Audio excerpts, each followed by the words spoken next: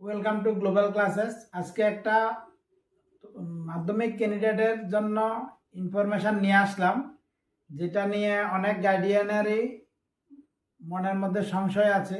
ওই সংশয়টা দূর করার জন্য চলে এলাম তোমাদের সামনে। সেটা হলো, এখন যারা বর্তমানে ক্লাস 10-এ আছে তারা সিবিএসই বোর্ডের আন্ডারে পড়ছে।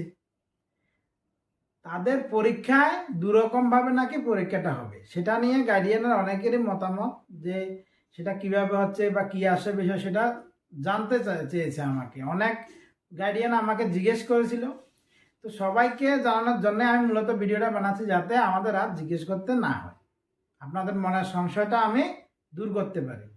ঠিক আছে? সো কাইন্ডলি ভিডিওটা মনোযোগ দিয়ে দেখবেন। আর যাদের ঘরে সিবিএসই স্টুডেন্ট আছে তারা অবশ্যই ভিডিওটা শেয়ার করে দেবেন। ঠিক আছে? তাহলে অন্যদের কাজে চলে আসবে।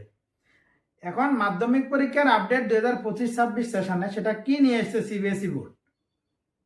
ঠিক আছে? এখন এই সিবিএসই বোর্ডের পরীক্ষা শুরু হচ্ছে, মাধ্যমিক শুরু হচ্ছে আগামী 2026-এর ফেব্রুয়ারি মাসের 17 তারিখ থেকে। ঠিক আছে? তো 17 তারিখ ম্যাথ হচ্ছে, 25 তারিখ সায়েন্স হচ্ছে, তার মধ্যে এসএসটি হয়ে যাবে 21 তারিখে, 27 তারিখে বেঙ্গলি হচ্ছে, আর যাদের হিন্দি আছে ওদের হিন্দি, আর 2 তারিখে হচ্ছে ইংলিশ মার্চ মাসের। ঠিক আছে?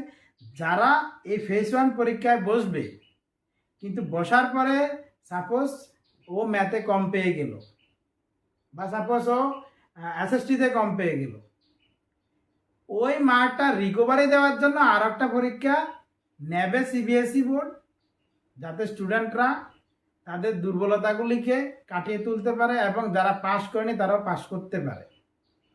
অর্থাৎ ওই পাশের হারটা বাড়বে এতে করে। তার জন্য ফেজ 2 পরীক্ষা হবে।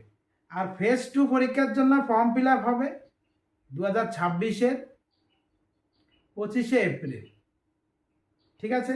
25শে এপ্রিল যখন ফর্ম ফিল আপ হবে, এবার ফেজ 2 পরীক্ষাটা হচ্ছে কবে? 5 তারিখ থেকে।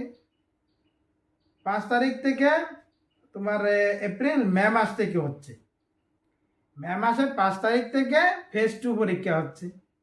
এবার ম্যাথের পরে অ্যাজ ইট ইজ তুমি যে কোনো সাবজেক্ট তুমি সিলেক্ট করতে পারবে সেখান থেকে। অর্থাৎ সাপোজ তোমার যে পরীক্ষার নাম্বার কম এসেছিল সেটা তুমি দিতে পারবে। তার জন্য তুমি সিবিএসই বোর্ডকে ফর্ম ফিল আপের ফিস বাবদ তোমাকে 700 টাকা পেড করতে হবে প্রত্যেক সাবজেক্টের জন্য। যে একটা দেবে ও 700 টাকা দেবে, যে দুটো সাবজেক্ট দেবে ফেজ 2-তে ও 1400 টাকা দেবে। মানে ফেজ 2 সবার জন্য ম্যান্ডেটরি নয়। এক কথায় ফেজ 2 কারা দেবে?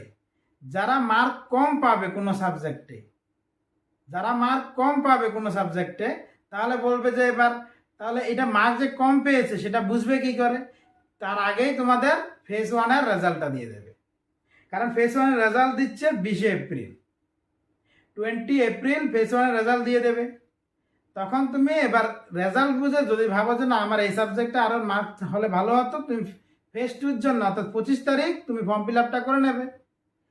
এবার মে মাস থেকে, মে মাসের 5 তারিখ থেকে তোমার আবার এক্স্যাক্টলি ওই সাবজেক্টগুলো স্টার্ট হয়ে যাবে একে একে করে। যে পরীক্ষা তুমি দাওনি তোমার শিডিউল অনুসারে তুমি সেটা দিয়ে দেবে। বাস, এতে করে তোমাদের কি হচ্ছে, যারা মার্ক কম পাবে ওদের মার্কটা কিন্তু চলে আসবে, মানে মার্ক রিকভারি করার মতো একটা জায়গা থাকছে সেখানে। সো কিন্তু এখানে বেনিফিট কিন্তু স্টুডেন্টরা পাচ্ছে। তো স্টুডেন্টরা এটা মনে রাখতে হবে যে আমরা যদি ফেজ 1টাকে যদি মানে ফুল পারফরমেন্স দিয়ে রেজাল্টটা নিয়ে আসতে পারে, তাহলে আমার ফেজ 2 প্রয়োজন নেই। যদি কোনো সাবজেক্টে বাই চান্স কোনো সাবজেক্টে যদি নাম্বার কমে যায়, তখন তুমি এবার ওই ফেজ 2-র জন্য 700 টাকা দিয়ে ফর্ম ফিল আপ করবে এক এক সাবজেক্টের জন্য।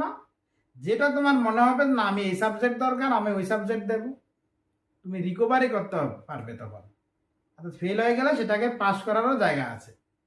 সো এটা ভাববে না যে আমি এখন ফেজ 1টা যেভাবে হোক হয়ে যাবে, আমি ফেজ 2-তে গিয়ে ভালো করবো আর একটাতে। এটা কেউ ভাববে না, কারণ ফেজ 1 যদি তুমি ভালো করে নিতে পারো তোমার ফেজ 2-র আর প্রয়োজন হবে না।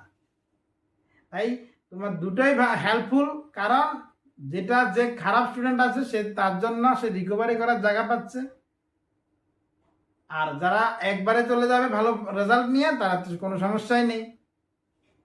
আশা করে বুঝে গেছো। আর যদি না বুঝে থাকো ভিডিওটা বারবার রিপিট করে দেখো কি বলতে চাইছিলাম, অবশ্যই বুঝে যাবে। ধন্যবাদ সবাইকে, নমস্কার।